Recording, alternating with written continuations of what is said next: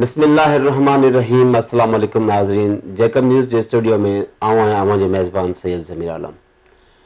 23 मार्च 2020 यानी अॼु खां 2 साल पहिरियां जो जेकब न्यूज़ जो सफ़र। जेकब न्यूज़ अल्हम्दुलिल्लाह इहो असांखे अवां सां शेयर कंदे इंतहाई ख़ुशी महसूस थी थिए त जेकब न्यूज़ जी ट्रांसमिशन ॿिए साल में ॿियो साल असांजो पूरो थी चुको आहे ऐं इंशाअल्लाह असां 3 साल में दाख़िल थियण वारा आहियूं। जेकब न्यूज़ जा 1,25,000 फॉलोवर्स, तमामु घणियूं उन्हनि फॉलोवर्स जूं मुहबतूं, जंहिंजे नतीजे सां असां हिन मक़ाम ते पहुता आहियूं। अॼु जे प्रोग्राम जो मक़सदु जेकब न्यूज़ कीअं शुरू थियो, कहिड़ियुनि कहिड़ियुनि मरहलनि खां गुज़रियो ऐं Jacob news behind the screen जेके असांजा महिनतकश असां जेके दोस्त आहिनि, अॼु उन्हनि सां मुलाक़ात कराए उन्हनि जा तासुरात, उन्हनि जा एक्सपीरियंसिस अवां सां शेयर करणु चाहियूं था। अॼु असांजे प्रोग्राम में CEO Jacob news Mohammad Aslam Golo साहिबु, डायरेक्टर न्यूज़ मोहम्मद मूसा चांडियो साहिबु ऐं न्यूज़ कास्टर असांजो तव्हां सभिनी जो ॼातल सुञातल आबिद अली मंगरियो साहिबु मौजूदु आहिनि। साईं, तव्हां सभिनी खे स्टूडियोज़ में भलीकार। असां पंहिंजी गुफ़्तगू जो आगाज़ CEO Jacob news Mohammad Aslam Golo sahib खां था कयूं।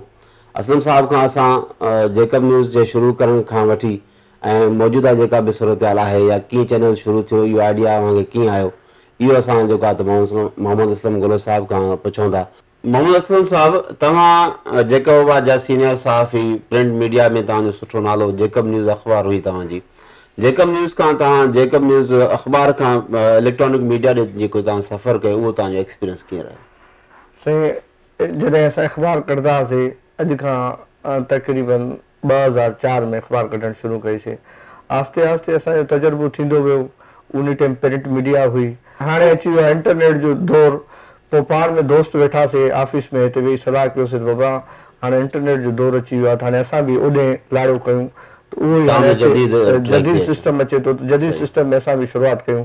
पोइ उन में मूंसां गॾु नैन भट्टी हुयो, उहो बि दोस्त आहे असांजो। ज़ाहिद अली मंगरियो हुयो, बाबू जमील उडो हुयो असां गॾु।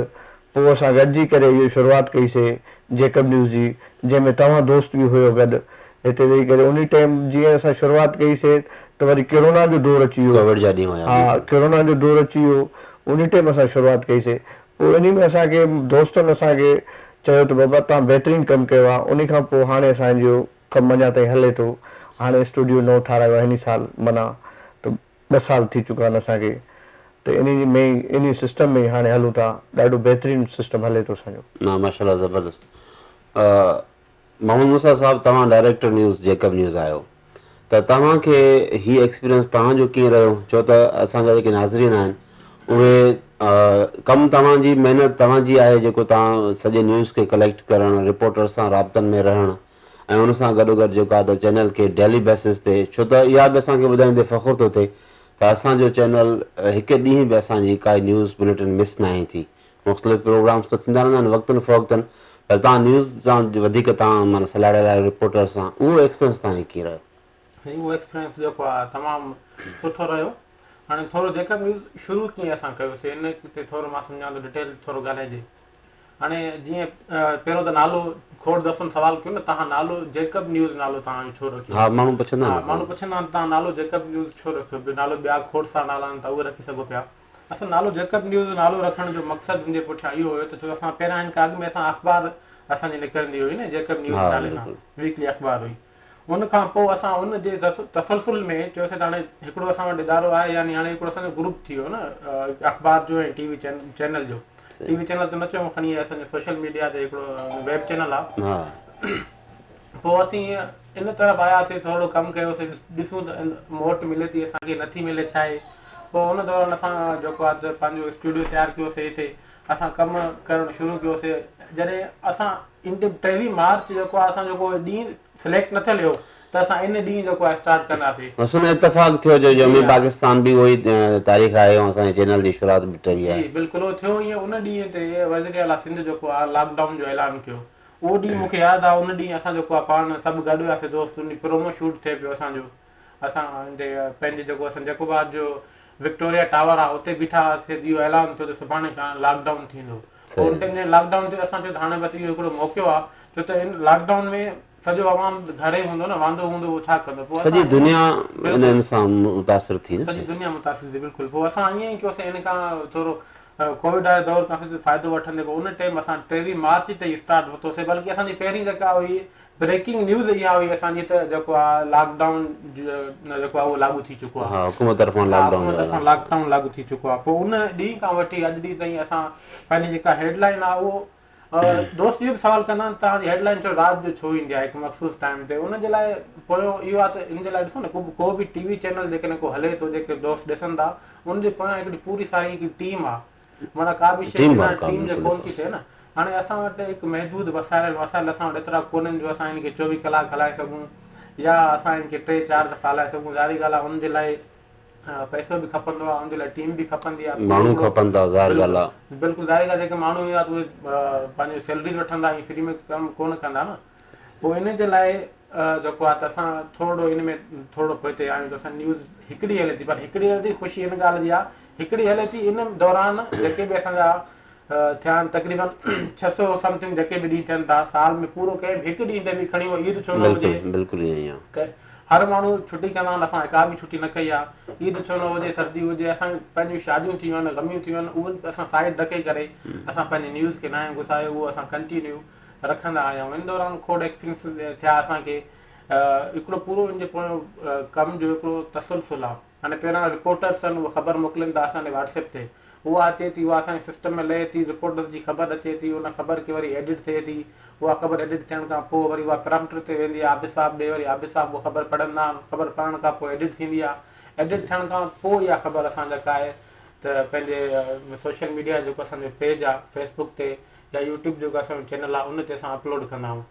हाणे इहो हिकिड़ो असांजो एक्सपीरियंस। हाणे इहो बि त असांजे नाज़रीन खे तव्हां ॿुधायो त जेको न्यूज़ जा जेके असांजा रिपोर्टर्स आहिनि राउंड अबाउट सिंध, तक़रीबन सिंध जा काफ़ी शहरनि में अचनि था, तादाद घणो, फिगर घणी आहे असांजे रिपोर्टर्स जी? मतिलबु असांजे पूरी सिंध मां घणा रिपोर्टर आहिनि? तक़रीबन हिन टाइम असांजे सिंध में जेके रिपोर्टर्स जिन स्टेशन जेके आहिनि, मुख़्तलिफ़ स्टेशन आहिनि, असांजो जैकोबाद खां वेंदे जेको आहे ठठो, बदीन, लाड़काणो, इहे सभु, मटियारी, हैदराबाद, मसूबुरगड़ी, कश्मीर, इन सभिनी इलाइक़नि में असांजा रिपोर्टर आहिनि। तक़रीबन इहे जेके आहिनि 50 असांजा रिपोर्टर आहिनि, 50 खां प्लस आहिनि। ऐं बलोचिस्तान में, बलोचिस्तान में तक़रीबन सिंधी ॻाल्हाई ॿुधी ऐं सम्झी वञे थी। बलोचिस्तान कादी जो हंधा, हुते असां तमामु सुठो रिपोर्टर आहे, इब्राहिम बाराणी सुठो कमु करे पियो। सोबतपुर में असांजो रिपोर्टर आहे। डेरा मुराद में, डेरा अलयार में असांजो रिपोर्टर हुयो। हाणे इन टाइम करंट सिचुएशन में हुते कोन्हे रिपोर्टर असांजो, पर बलोचिस्तान में जूं ख़बरूं बि असांखे मिलंदियूं आहिनि। बलोचिस्तान में असांजे इन टाइम मिलाए सलाए 4 रिपोर्टर आहिनि, ऐं सिंध में ॿिया रिपोर्टर जेके असांजे सिंध जा भले 50 खां वधीक आहिनि रिपोर्टर असांजा, उहे बि सुठो कमु कनि था, सुठी महिनत कनि था। असांजो गढ़ी असांजो अब्दुल गनी कोसो, उहो तमामु बहितरीनु कमु करे पियो।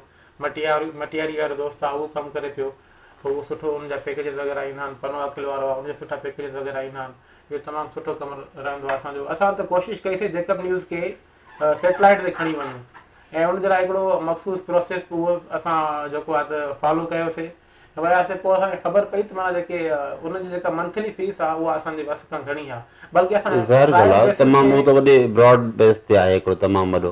पर हीउ जेको तव्हांजो एक्सपीरियंस आहे, तव्हांजी महिनत आहे, नाज़रीन ॾिसनि था, जेका न्यूज़ खे जेको पसंदि कयो थो वञे, इहो तव्हांजी माना मुहबत जो नतीजो आहे। नाज़रीन, असां महमूद मूसा सां तव्हांजी कचहरी कराईसीं, महमूद मूसा जा एक्सपीरियंस सां शेयर करायासीं।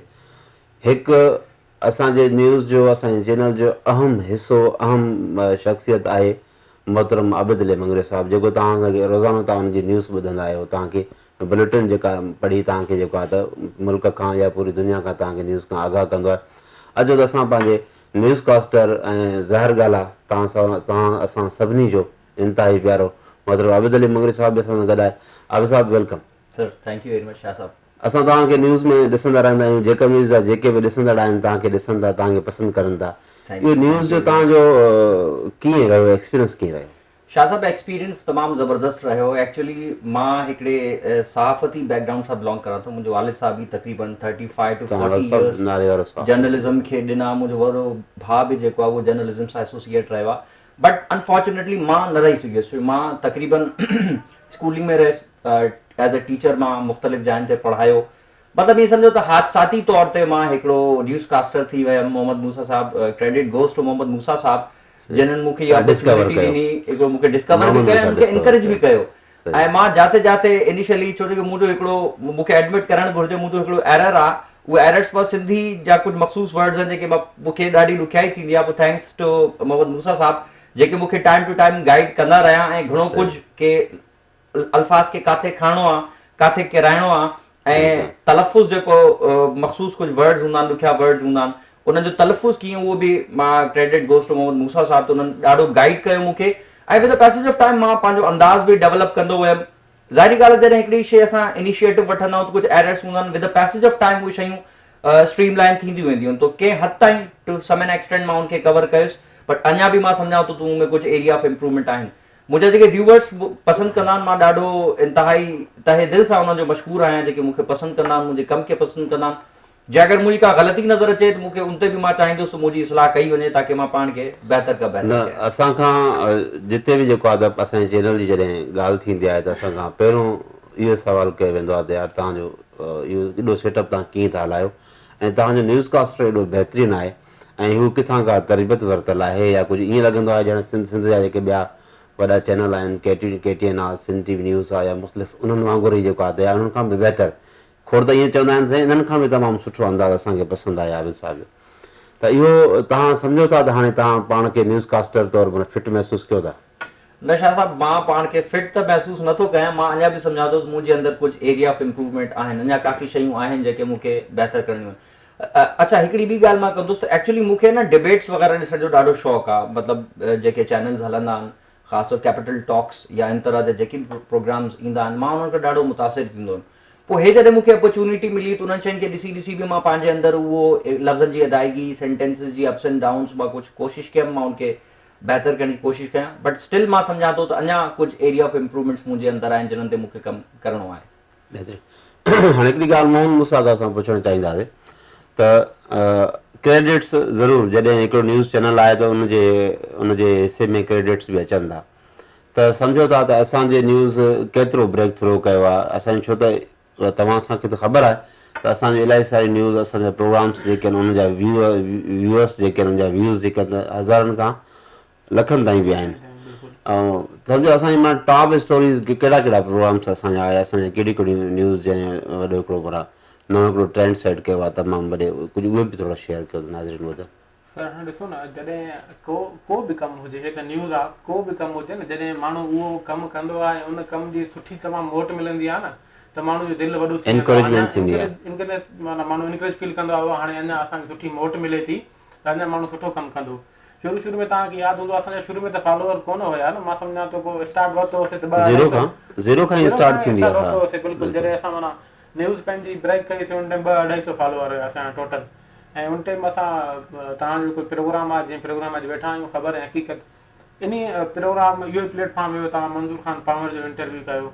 मंज़ूर ख़ान पंवर हिकु कदावर शख़्सियत आहे उत्तर सिंध जी, पोइ उनजो तव्हां इंटरव्यू कयो, उहो शुरू में उन्हनि जो इंटरव्यू तमामु सुठो वियो हुयो, जेको जेके माना मिलियंस में माण्हुनि ॾिठो हुयो। उन खां पोइ काफ़ी असांजा प्रोग्राम्स थिया, उहे तमामु सुठा हलिया। रिसेंटली जेको आहे जामू बिलो में जेका आहे बाहि लॻी हुई ऐं उनजे मुतासिर तव्हां मिलण में वाजी शेरमन वग़ैरह जेको आहे समाजी अॻुवान आहे, उहो जॾहिं वियो उन ते असां हिकिड़ी स्टोरी फाइल कई हुईसीं, उनजा तमामु घणा फॉलोअर माना उनखे व्यूअर्स ऐं उनखे पसंदि कयो, तमामु घणो शेयर थी। कुझु जेकर असां जहिड़ी ब्रेकिंग न्यूज़ हुयूं, गॾीखेरे में हिकिड़ो वाक़ियो थियो त हिकिड़ी का औरत हुई क़ुर शरीफ़ खणी एहतजाज करे पई, SHO उनखे धिका ॾिना पुलिस स्टेशन ते, जी हा पुलिस स्टेशन में अंदरि SHO रफ़ीक खेड़ो साहिबु उन्हनि खे धिका ॾिना, त क़ुर पाक उन औरत सां गॾु हुयो, त इहो तमामु इशू घणो हाईलाइट थियो। ॿिया असां ब्रेकिंग न्यूज़ कईसीं जेके हिते दोदापुर में असांजो हिते मर्डर थिया हुया, 8 मर्डर थी विया हुया, मलगाणी ऐं ॿी का हिकिड़ी ज़ात हुई, इनमें झेड़ो थी पियो हुयो, उहा असांजी ब्रेकिंग न्यूज़ जेका आहे उहा तमामु घणो हाइप पकड़ी हुई। ओवरऑल असां जेका रमज़ान ट्रांसमिशन कईसीं उहो तमामु सुठो असांखे उनजो मोट मिली, छो त उहो डेली असां कयूं पिया प्रोग्राम, मुंहिंजो डेली हले पियो पूरो महीनो, उहो रमज़ान ट्रांसमिशन हलियो ऐं उहो ट्रेंड सेट थियो। उन खां पोइ ॿियनि असांजे दोस्तनि हुनखे हिन ट्रेंड खे फॉलो कयो, ट्रेंड सेट थियो। छो त लोकल चैनल में असां कंहिं जैकोबाद जी मां ॻाल्हि कंदुमि, ॿियनि जी त मूंखे ख़बर न आहे, छो त वधाउ थी वेंदो ॻाल्हियुनि में।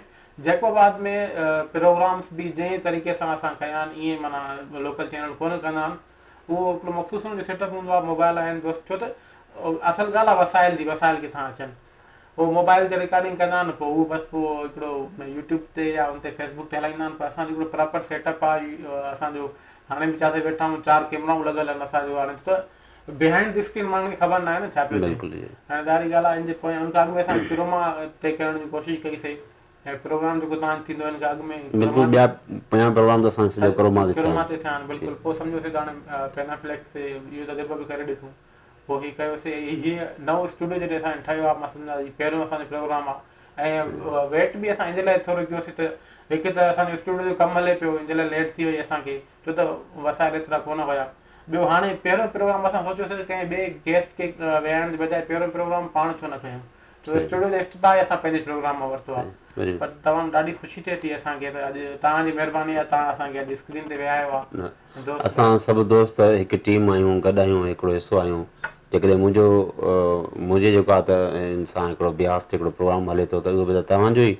महिनतुनि जो नतीजो हूंदो आहे नाज़रीन हिन प्रोग्राम जो असुलु मक़सदु इहो हो त सोशल मीडिया जे दौर में जेका असांजे दोस्तनि जी असांजी टीम जेका महिनत आहे इहा महिनत का हिकु ॾींहं जी कोन्हे इंट्रो में मां तव्हांखे ॻाल्हि शेयर कई त असांजा अल्हम्दुलिल्लाह 1,25,000 फॉलोवर्स ऐं असांजी जेकब न्यूज़ जी जेका